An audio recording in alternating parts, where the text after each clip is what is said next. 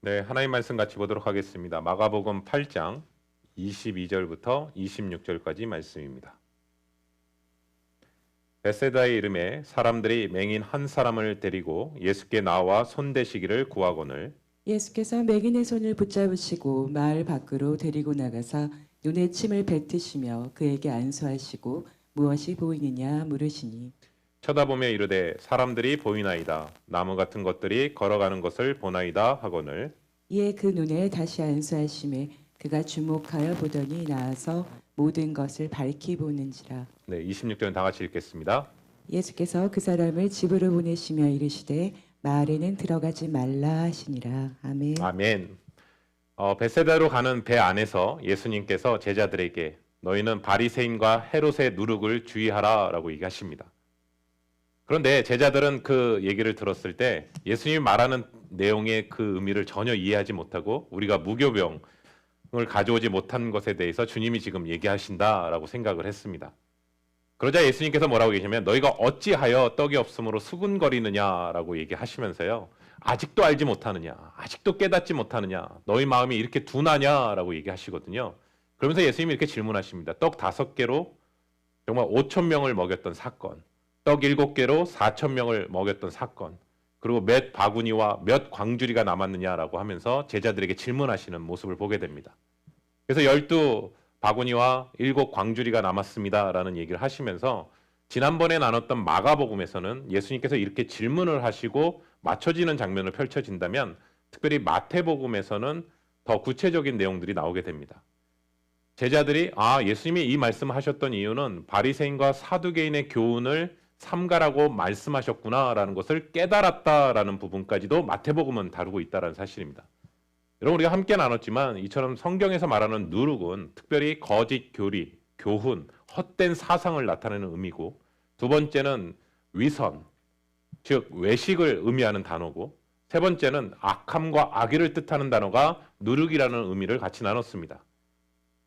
제자들의 이러한 영적인 둔감함에 대해서 예수님께서 이렇게 말씀하십니다. 너희가 눈이 있어도 보지 못하고 너희가 귀가 있어도 듣지 못하고 너희가 아직도 기억하지 못하느냐라고 하시면서 물으셨던 장면이 오늘 본문과 연결이 되는 거예요. 다시 말씀드리면 맹인의 눈을 열어서 뜨게 하셨던 그 사건이 바로 제자들의 영적인 둔함에 대한 부분과 연결해서 오늘 본문이 펼쳐지고 있습니다. 우리 말씀 볼까요? 마가복음 8장 22절부터 23절입니다.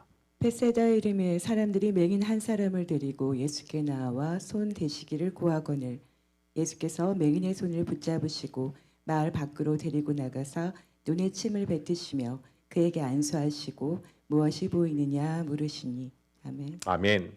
여러분 특별히 베세다는요 갈릴리 호수 북동쪽에 위치하고 있는 곳인데 여러분 베세다 하면 떠오르는 장면이 뭐냐면 예수님께서 오병이어를 행하셨던 장소와 가까운 장소입니다. 그리고요 예수님이 베세다에 이르렀을 때 맹인 한 사람을 사람들이 이끌고 예수님 앞에 나오는 장면이 펼쳐지거든요. 얼마 전에 이방인 땅에서 귀먹고 말을 더듬는 자를 사람들이 예수님 앞에 데려나왔던 것처럼 이 맹인도 역시 예수님 앞에 많은 사람들이 예수님 앞에 데려나오는 모습을 보게 됩니다. 그런데 오늘 성경에 유심히 보시면 단어 하나가 나오는데 구하거늘이라고 합니다.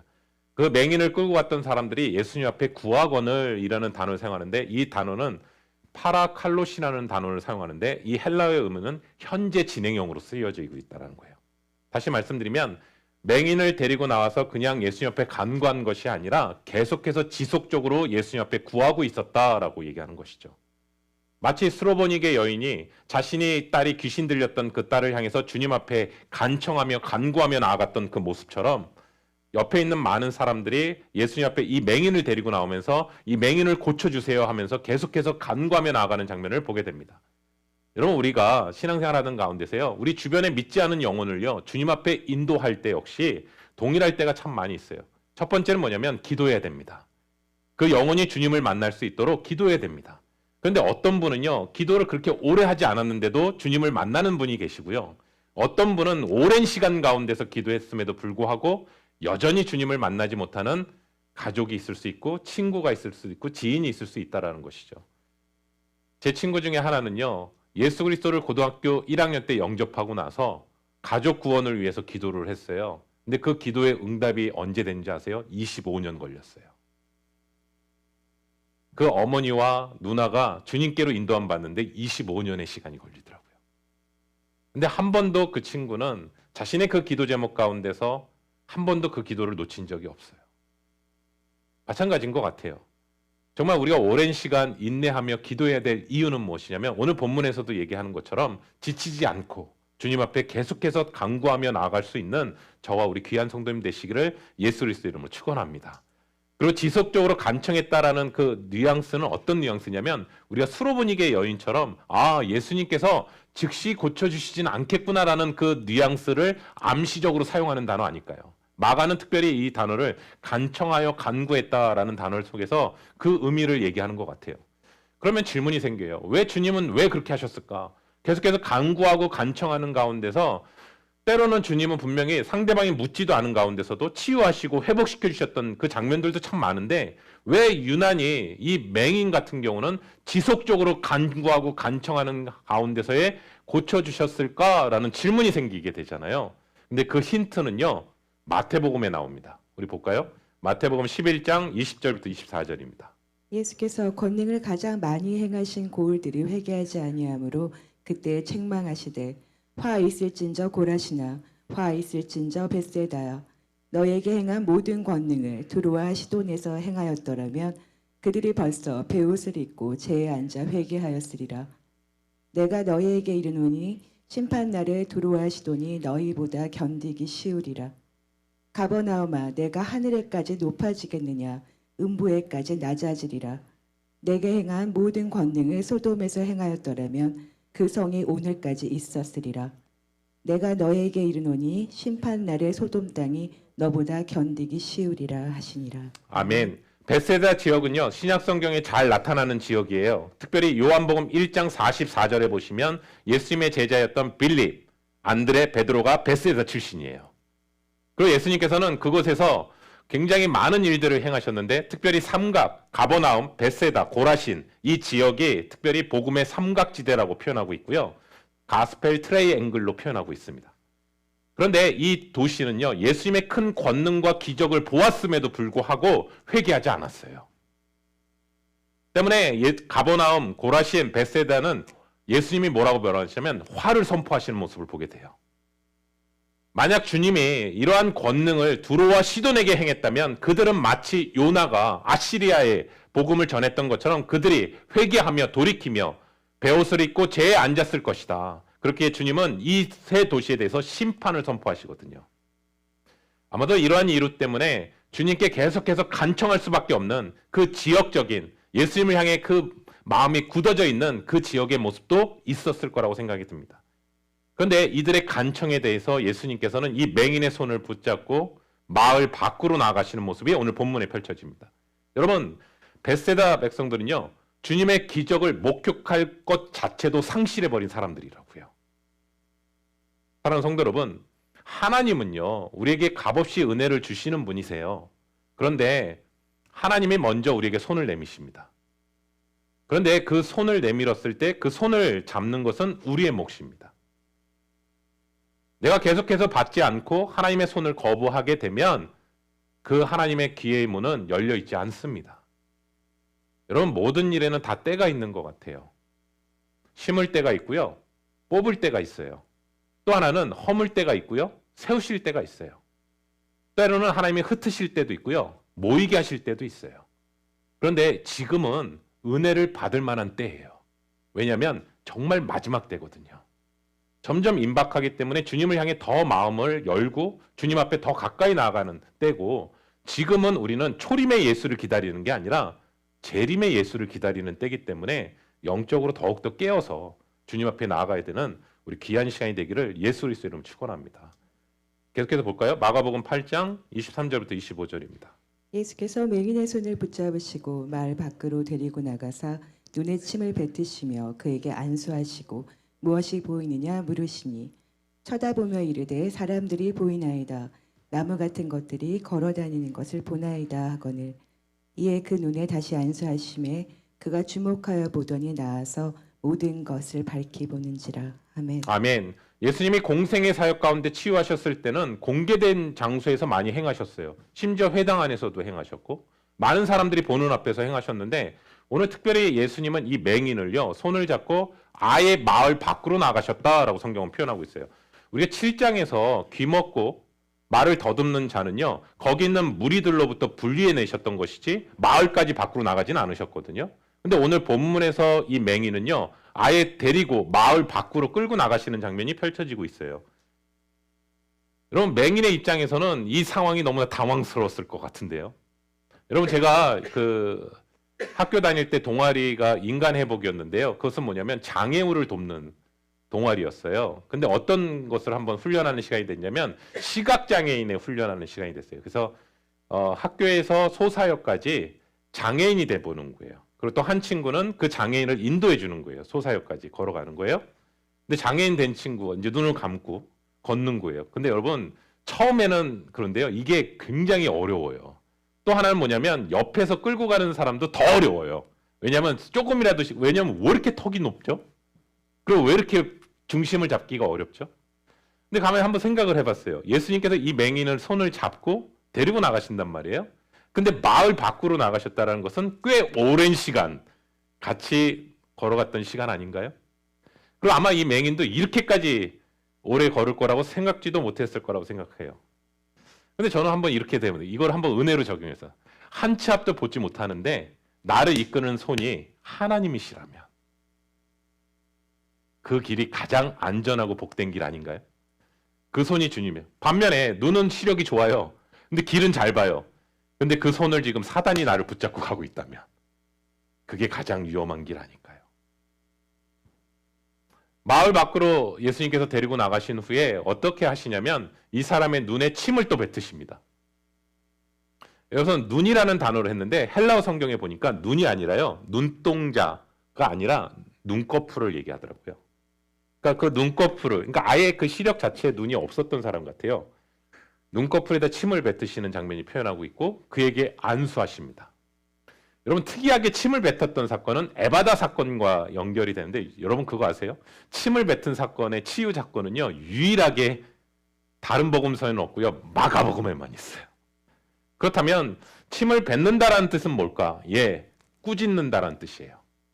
꾸짖는다는 뜻이에요. 다시 말씀드리면 이 맹인 7장에 나오는 귀먹고 말을 더듬는 사람이거나 지금 맹인에게 있어서 이것을 침을 뱉은 행정은 뭐냐면 그 병마로부터 눌려있는 그 병마를 향해서 지금 예수님이 꾸짖는 장면이 바로 침을 뱉다라는 뜻이에요. 그러니까 이 맹인에게 있어서 침을 뱉었던 사건을 통해서 그는 당황했을 것이죠. 왜냐하면 갑자기 침이 딱 들어온 거잖아요. 느껴졌을 거 아니에요. 그러면 그 상황 속에서 무슨 일이 날까요? 긴장하지 않았을까요? 왜냐면 자기는 한 번도 그런 경험을 해본 적이 없는데 예수님이 갑자기 침을 뱉고 그 상황 속에서 긴장하는 장면이 펼쳐.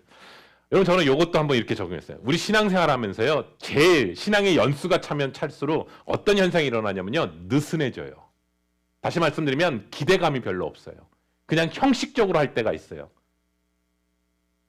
여러분 우리가 신앙생활 할 때 예수 그리스도 감 믿으신 분들은요. 가만히 있지를 못하세요. 왜냐하면 뜨겁거든요. 예. 그 예수님을 향해서 정말 살아있는 신앙을 하시는 분들은요. 말씀을 읽을 때도 성경 구절이요. 팍팍팍팍 뛰어요. 막 움직여요. 그리고 기도할 때도요. 기도가 막 응답되는 게 느껴져요. 그래서 어른들은 이렇게 표현하죠. 기도의 줄을 잡는다고. 어떻게 1시간 기도해요? 예, 기도줄을 못 잡았기 때문에 1시간을 못 한다는 얘기를 하는 거예요. 물론 그 잡는 과정까지가 쉽진 않죠. 그렇지만 긴장감이 있고요. 영적인 은혜가 있거든요. 근데 주님께서 침을 뱉으심으로 그에게 아무 기대 없이 나왔던 사람이거든요. 사실은. 근데 그로 하여금 기대감을 갖게 하는 것이죠. 또 하나는 손을 대사라는 단어는 정결법을 위반하는 거거든요. 제자들이 부정한 손으로 떡을 먹는 장면도 정결법을 위반하는 거라면 예수님도 역시 그 정결법을 어긋나는 것이죠. 그렇지만 예수님의 치유는 다릅니다. 그 사람의 병을 예수님이 끌어안고 예수님의 생명을 그에게 집어넣는 예수님의 터치가 분명히 있다는 사실이죠. 사랑하는 성도 여러분, 오늘 말씀을 통해서 예수님이 이렇게 질문해요. 무엇이 보이느냐? 예수님이 항상 하셨던 게 있는 거 아세요? 내가 정말 낫기를 원하느냐? 사랑하는 성도 여러분, 항상 주님은 우리에게 마음을 물어보세요. 저는 오늘 이 자리에 계신 우리 성도님들 한 분 한 분에게도 동일하게 주님께서 질문하실 거라고 생각합니다. 너가 정말 나를 만나길 원하니? 너가 정말 나만을 보기를 원하니? 그 질문을 하신다라는 사실이죠. 말씀으로 하시든 손을 대시든 어떤 치유도 예수님 앞에서 완벽하게 다 치유하시거든요. 그런데 이 맹인의 만큼은요, 두 번의 치유가 일어납니다. 여러분, 우리가 말씀을 보면서 왜 이 맹인은 두 번의 치유가 일어났을까? 이런 질문을 하게 되더라고요. 아니, 그냥 한 번에 치유하실 수 있는 분이신데 왜 두 번의 치유를 하실까? 예수님이 너무 지치셨기 때문일까? 배를 탕해서 오래 시간 아니요. 그러면 두 번의 치유를 하셨던 이유는 뭘까? 첫 번째는 이거예요. 주님의 치유 사역은요, 어느 한 패턴으로 고정되지 않았다는 사실이에요. 여러분, 주님께서 치유하실 때요, 사람들을 치유하실 때 다 다양하게 치유하세요. 그리고 우리가 주님이 일하시는 방법에 있어서 편견과 선입견을 갖지 않기를 원하세요. 저는 우리 귀한 성도님들에게 우리의 마음 가운데 그 생각들을 예측과 선입견을 초월하시는 분이 하나님이시다라는 것을 주님께서 이 치유, 두 번의 치유 사건을 통해서 얘기하시는 겁니다. 두 번째는요, 한 번에 치유하지 않으시고 두 단계에 걸쳐서 치유하셨던 과정은요, 제자들에게 보여주시는 영적 레슨이 있었어요. 아까 말씀드린 대로 둔하여졌던 그 제자들이 이 맹인을 통해서 보여주시고자 하는 레슨이 있었다고요. 그것은 뭐냐면 첫 단계에서는요, 보기는 보아도 제대로 보지 못하는 모습을 보게 되거든요. 뭐라고 얘기하냐면 나무가 걸어다니는 것이 보입니다 라고 얘기하거든요. 다시 말씀드리면 굉장히 희미한 상태를 보이는 것이죠. 그래서 저는 이걸 보면서 이런 생각이 들었어요. 아, 이 사람은 처음 태어날 때부터 맹인은 아니었구나. 왜냐하면 나무가 보인다라는 것은 어느 시간이 흐른 다음에 맹인이 된 사람이었구나 라고 생각을 하게 됐고요. 또 하나 그 사람의 대답을 듣고 예수님이 하셨던 게 뭐냐면 다시 안수하여 주십니다. 다시요. 그렇기 때문에 다시 안수한다는 의미는 뭐냐면 이 사람이 눈이 뜬 것은 침이 아니라 안수라는 것을 의미하는 거예요. 여러분, 우리 잘못 오해하면 침을 특별한 능력이라고 생각 아니요. 안수를 의미하는 거예요. 그리고 그가 뭐라고 얘기하냐면 주목하여 보다라는 단어를 사용하는데 이 단어는 헬라어로 못못을 통하여 전치사와 보다라는 단어를 사용해서 막연하게 보는 게 아니라 정신을 집중해서 보다라는 뜻이에요. 그러니까 지금까지 그는 캄캄했던 것을 아무것도 보지 못했던 상황에서 이제는 또렷하게 보았다라는 것을 얘기합니다. 여러분, 이 구절을 통해서 우리가 성경을 읽을 때 왜 성경이 어렵냐면요, 문자적으로 해석하기 어려운 내용들이 참 많거든요. 여기에는 뭐가 담겨져 있냐면 제자들의 영적 상태를 얘기하는 거예요. 마가복음 8장에서 지금 나왔던 사건, 어찌 너희가 둔하느냐라는 그 장면이요, 이제는 영적인 눈이 밝아질 것을 얘기하는 거예요. 왜냐하면 이 다음 본문이요, 이거거든요. 사람들이 나를 누구라 하느냐. 그때 베드로가 고백합니다. 주는 그리스도시요 살아계신 하나님의 아들이십니다. 여러분, 우리가 그 전의 사건 혹시 기억하세요? 마가복음에 보시면 풍랑이 일어났을 때 제자들이 그 풍랑을 보고 두려워하는지라. 근데 예수님이 풍랑을 걸어오시면서 그 풍랑을 꾸짖으시죠. 그러고 나서 제자들이 이렇게 얘기합니다. 도대체 이분이 누구시길래? 그리고 두려움이란 단어를 사용하거든요. 처음의 두려움은 자신의 생명을 위협하는 그 두려움이었다면 두 번째 두려움이 바뀌게 되는데 그것은 하나님을 경외하는 두려움으로 바뀌게 됩니다. 왜냐하면 시편의 말씀에 보면 풍랑을 꾸짖으실 수 있는 분은 오직 누구냐면 하나님이시거든요. 그래서 그의 눈이 점점 열어지는 것을 보게 되고 정확하게 이제 고백하는 거예요. 주는 그리스도시요 살아계신 하나님의 아들이십니다. 사랑하는 성도 여러분, 여기서 우리가 다시 한번 적용됩니다. 우리가 예수를 안 믿는 것도 아니고 그렇다고 그렇게 확실히 믿는 것도 아닌 어정쩡한 상태에 만약에 있다면 어떻게 변화될 수 있을까? 정직하게 하나님 앞에 서셔야 됩니다. 자기 자신의 모습을 정직하게 서셔야 됩니다. 뭐가 보이냐고 얘기했을 때 그냥 다른 얘기하는 것이 아니라 그냥 나무들이 걸어다니는 게 보입니다. 다시 말씀드리면 말씀을 읽을 때나 기도할 때 하나님, 안 믿어져요. 하나님, 저는 도저히 이게 믿어지지 않아요. 억지로 믿는 척하는 것도 아니고요. 있는 그대로의 모습으로 나타나셨으면 좋겠어요. 그대로요. 근데 가만히 돌아보니까 이런 것 같아요. 처음엔 내가 믿으려고 애쓰는데요. 어느 순간에요. 믿어지는 거예요. 아멘이십니까? 기도도요. 양이 있어야 질이 있어요. 기도의 양이 없는데 기도의 질이 나오진 않아요. 그렇죠? 그리고 계속해서 정직하게 고백하는 거예요. 그리고 또 하나는 다른 사람에 의해서 이끌려왔기 때문에 그 마음은요, 열망이 없다고요. 그리고 그냥 그 상태에 있었기 때문에 예수님께서 그를 치료하실 때 이러한 과정들을 겪게 하시는 것이죠. 그리고 항상 예수님의 치료 방법 뭔지 아세요? 그 사람의 믿음을 끄집어내세요. 그 정말 너가 낳고자 하느냐라는 그 믿음을 끄집어내세요. 그런데 이 사람은 아예 믿음이 없었다고요. 준비하지도 않았다고요.